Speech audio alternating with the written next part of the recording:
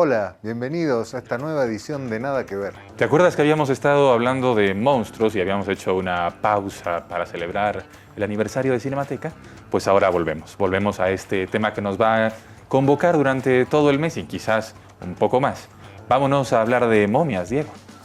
De momias, nada menos, que tienen una historia larga, interesante, llena de vericuetos. ¿Por dónde empezar? Una cosa que quizás podríamos decir es que parte de lo inquietante que traen las momias, y quizá por eso su interés en el cine de terror, es que tienen que ver con algo poco natural, con un cuerpo que muere pero no se corrompe, y que de alguna manera entonces queda como a mitad de camino, como en el limbo.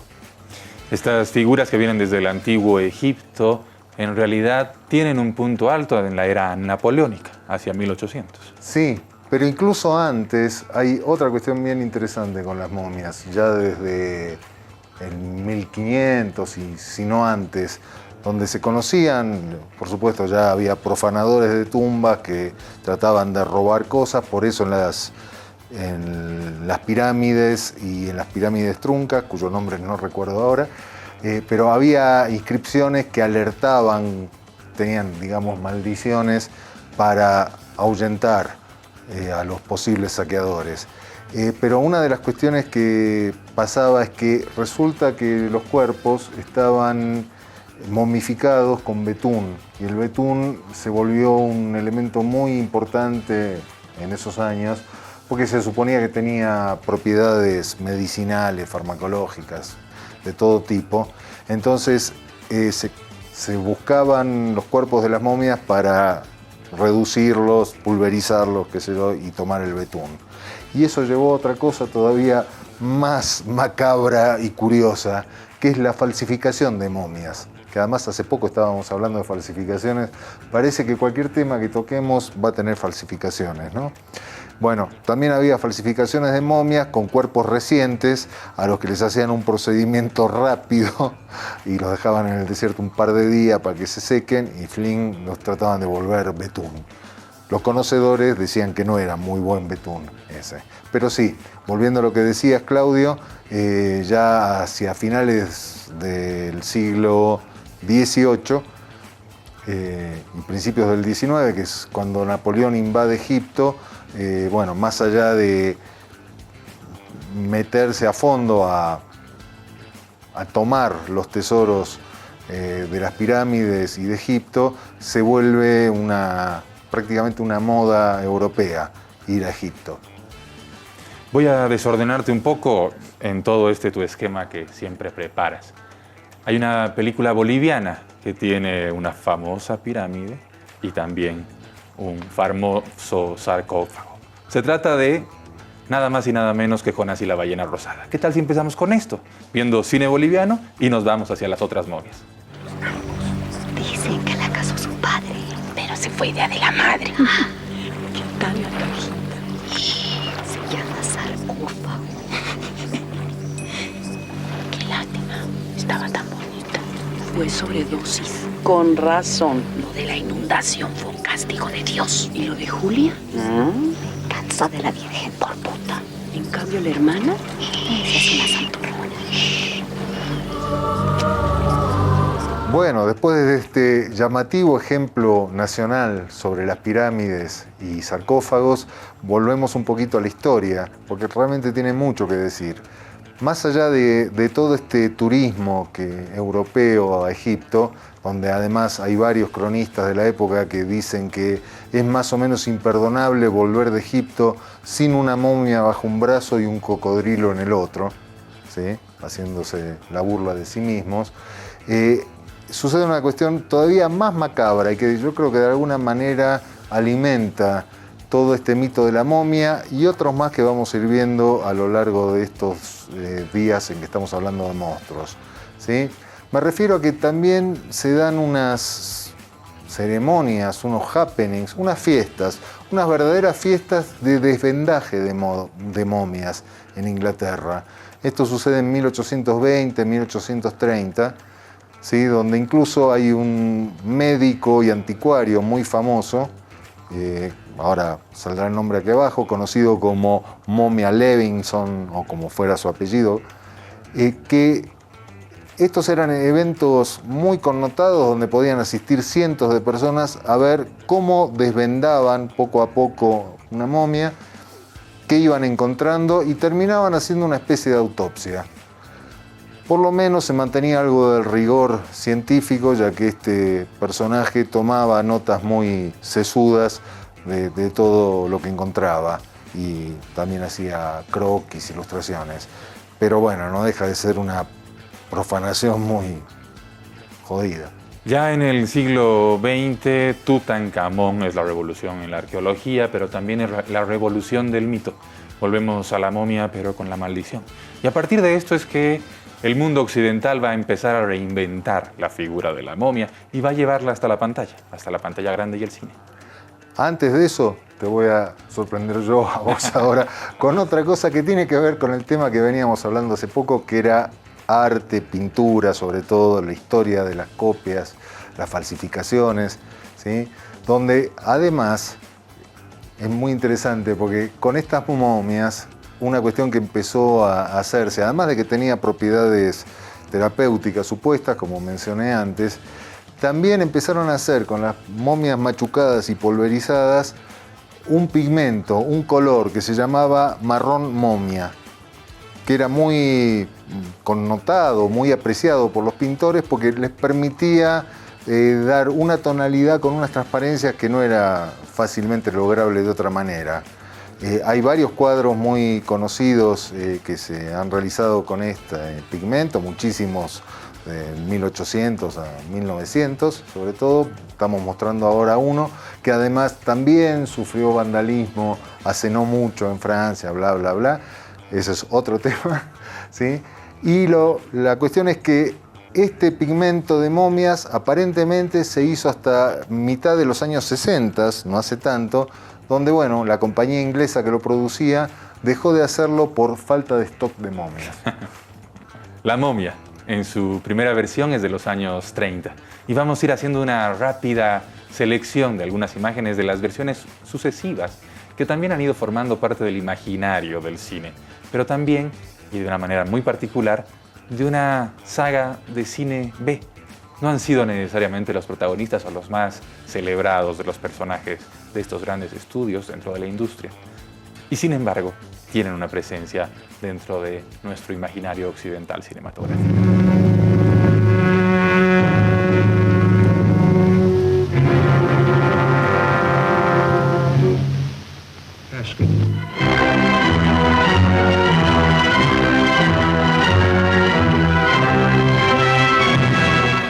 And brings a scream to your lips.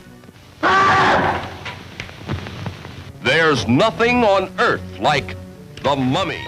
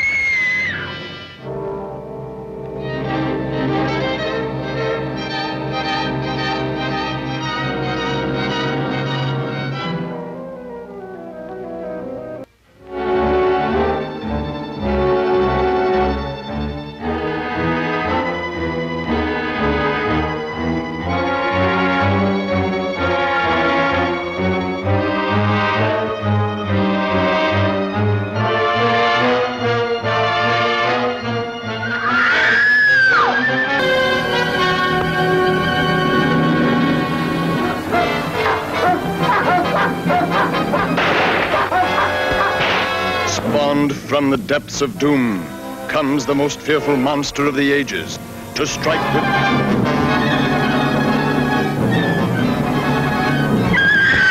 The creature that's been alive for over 3,000 years is in this town.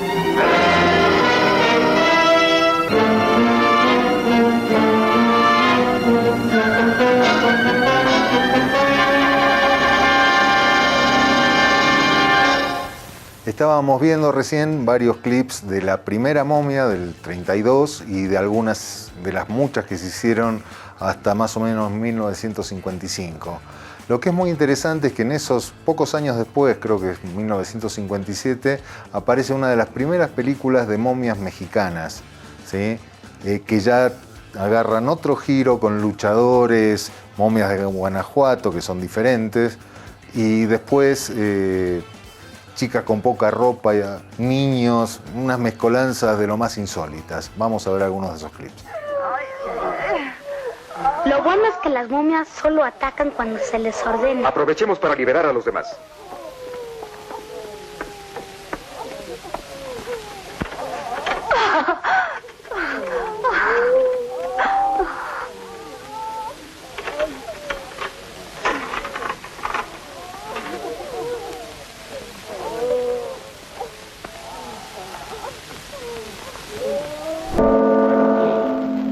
Salve, oh Isis.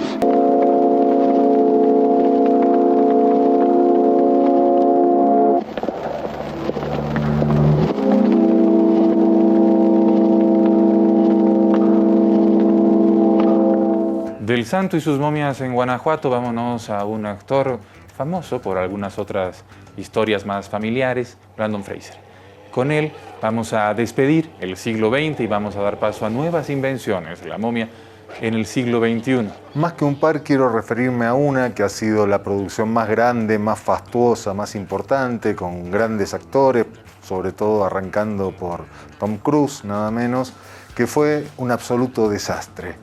Y la maldición de la momia se ratifica y prácticamente llevó a los estudios Universal, que hicieron este bodrio en 2017, ¿sí? Prácticamente lo llevó a la quiebra. Y además sepultó un proyecto muy ambicioso que tenía Universal de hacer una especie de Monsterverse, multiverso, universo de los monstruos clásicos donde iban a profanar a Drácula, Frankenstein, la momia, el hombre invisible, bla, bla, bla. ¿Sí? Menos mal que le salió mal y esto se acabó ahí, por lo menos hasta ahora. También es una pena que se llevó un poco por delante la carrera de una de las actrices, la que hacía de momia, que es una chica de origen argelino, muy guapa y muy buena actriz y bailarina, fue bailarina de Madonna, y lo más reciente que ha hecho es una película con Nicolas Cage. Creo que con eso está todo dicho. Estás viendo Avia Yala Televisión, un continente de culturas. Continúas viendo Avia Yala Televisión, un continente de culturas.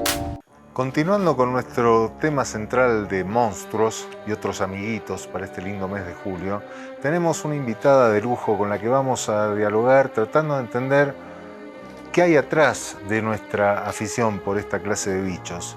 Estamos con la muy conocida psicóloga forense Guiomar Bejarano Guerque, especialista en el tema, con más de 30 años de experiencia en esto, que bueno, nos da mucho gusto tenerte aquí. Y te preguntamos así a bocajarro, ¿por qué nos atraen tanto los monstruos?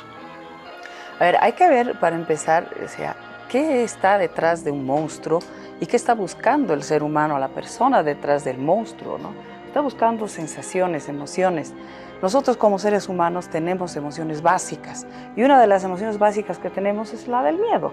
El miedo en realidad, atávicamente, primitivamente, es una emoción que la tenemos de manera de protección. O sea, el ser humano tiene miedo porque tiene que tener alguna forma de poder reaccionar ante aquello que nos pueda generar daño. Entonces, si tenemos miedo y algo nos está amenazando, pues al tiro se activa la sensación de defensa y bueno, salimos al paso. Ahora no necesitamos eso, no vivimos amenazados por depredadores, por lo menos no dinosaurios, ahora hay otro tipo de depredadores. Han ido mutando, ¿no? Y van a ir mutando luego en el imaginario del ser humano. Entonces, esto se lo ve a través de las emociones precisamente de un cine, pero hay otro tipo de formas de sentir emociones extremas, los que vuelan en parapente, o sea, son personas que también están buscando emociones, y esta emoción del miedo es muy interesante a qué se da psicológicamente. Lo natural, que uno también dice, es que buscamos placer, ¿no? Una persona sana pues va a buscar placer, lo mejor. Entonces me dice, ¿por qué una persona siendo sana va a buscar miedo? Se busca miedo porque tú quieres sentir extremos y control sobre ti.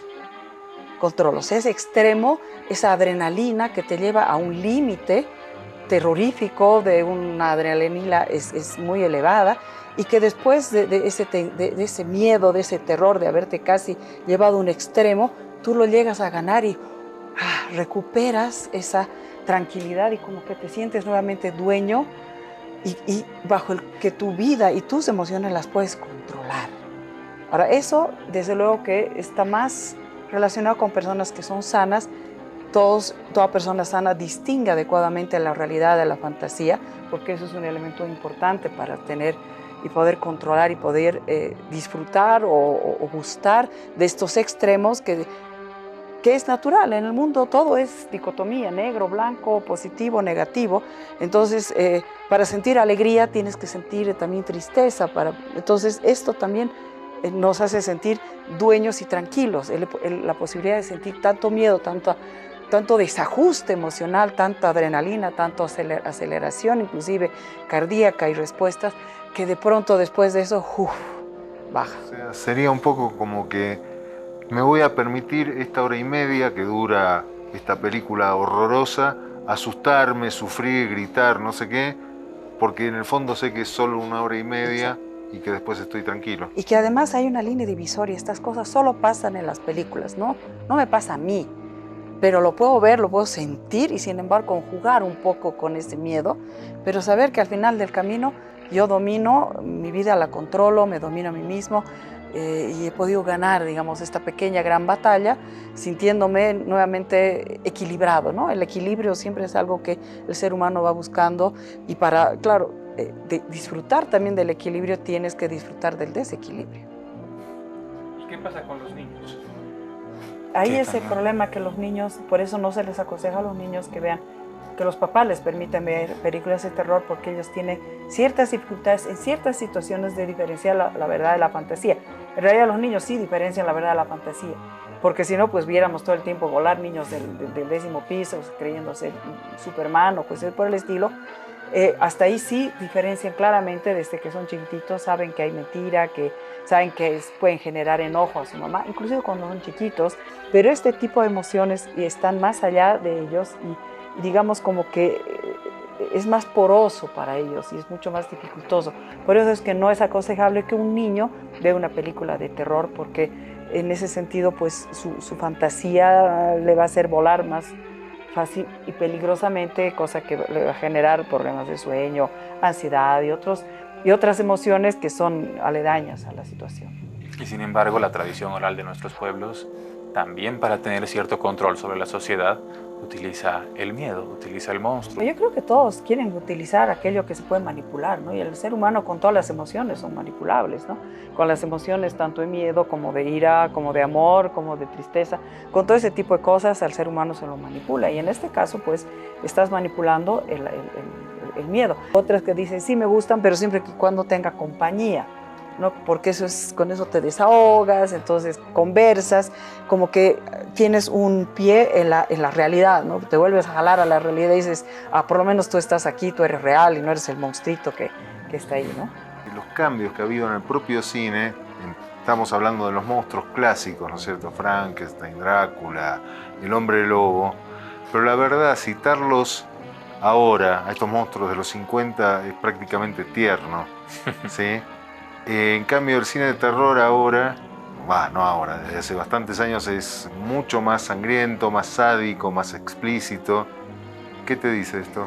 A mí psicológicamente, ¿qué me dice? Que claro, nosotros estamos evolucionando siempre en permanente cambio. Ahora no sé si evidentemente es una evolución hacia lo positivo o que realmente nuestra sensación. Nosotros tenemos umbrales, así como el alcohol.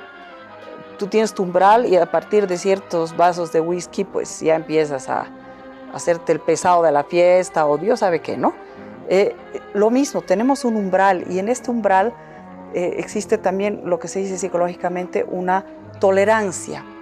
Y hoy por hoy la vida, las películas, la realidad es demasiado tensa. Si hubiera un terrorómetro, antes era bien bajo y ahora es extremadamente alto.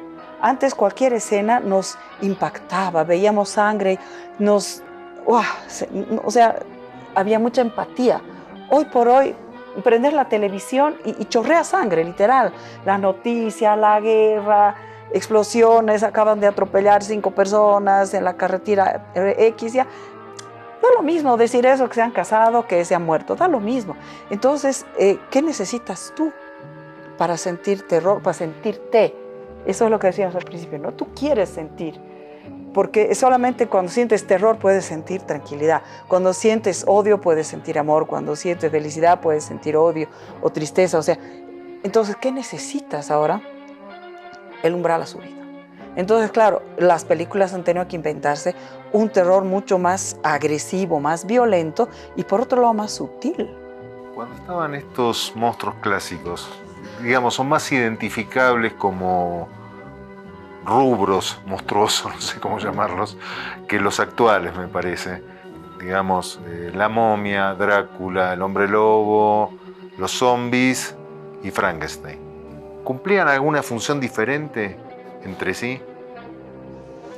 Mira, ahorita sí de rompirraja la pregunta. Por ejemplo, Frankenstein, una persona hecha de pedazos de personas muertas, no sé, es desagradable y que de repente algo le dé vida y que pueda volverse una persona perversa, ¿no? Pero un Drácula que viene y te chupa la sangre y te vuelve solo un personaje nocturno, o sea, tiene que unirse con tus propios miedos también para generarte qué tipo de reacciones. Todo es estímulo-respuesta, ¿no? Y no todos reaccionamos iguales ante todos los estímulos y las respuestas. Entonces, yo no me animaría a decir todos son iguales, sino más bien también depende de quién es el que ve y el que siente esa situación. Por eso es que ahora el miedo ya no deviene de un Frankenstein, sino ahora deviene de entrar a tus miedos más profundos. ¿No? Bueno, el miedo a la muerte, no es así. Las personas, algunos tienen miedo a la muerte, pero ¿morir de qué forma? Con sufrimiento, de hambre, ahogado. O sea, ¿cuál es tu peor miedo? Si yo te pregunto a ti, ¿cuál es tu peor miedo? ¿A qué le tienes miedo? ¿Por qué soñamos pesadillas? Bueno, hay muchas teorías, ¿no? Las psicoanalíticas, que son, digamos, las que tienen la interpretación simbólica, ¿no? Que todo aquello que tú sueñas tiene un simbolismo, ¿no? Si sueñas con sexualidad o si sueñas con piedras, cada cosa tiene su interpretación.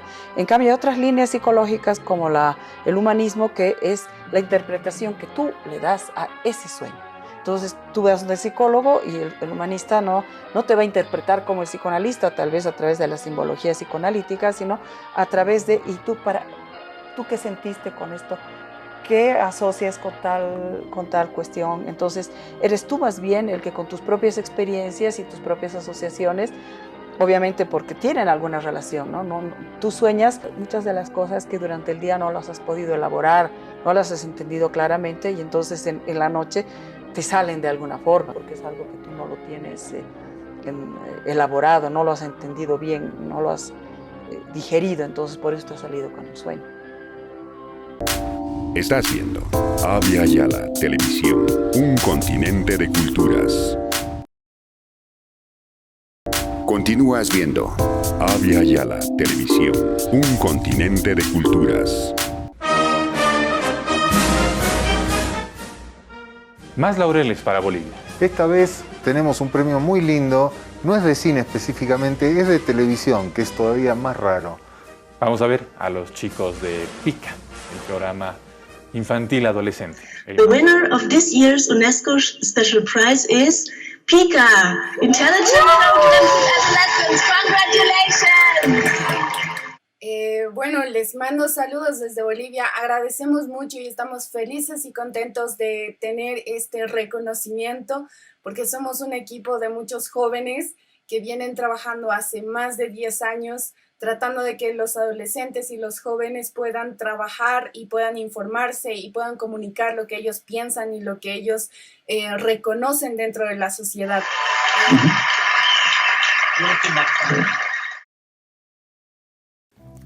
Ha llegado a la cartelera boliviana en su faceta comercial, King Kong en Asunción, una película brasileña dirigida por Camilo Cavalcante que tiene como protagonista a nuestro querido actor boliviano Juan Carlos Adubiri.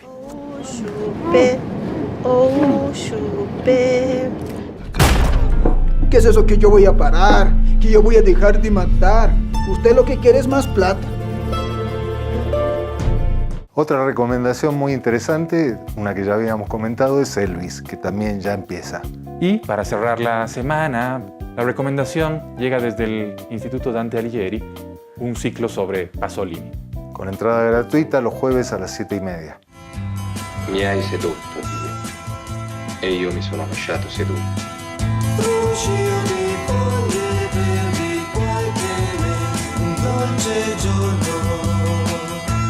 Y para acabar este programa te dejamos con otro muy divertido clip de salida. Esperamos que te guste.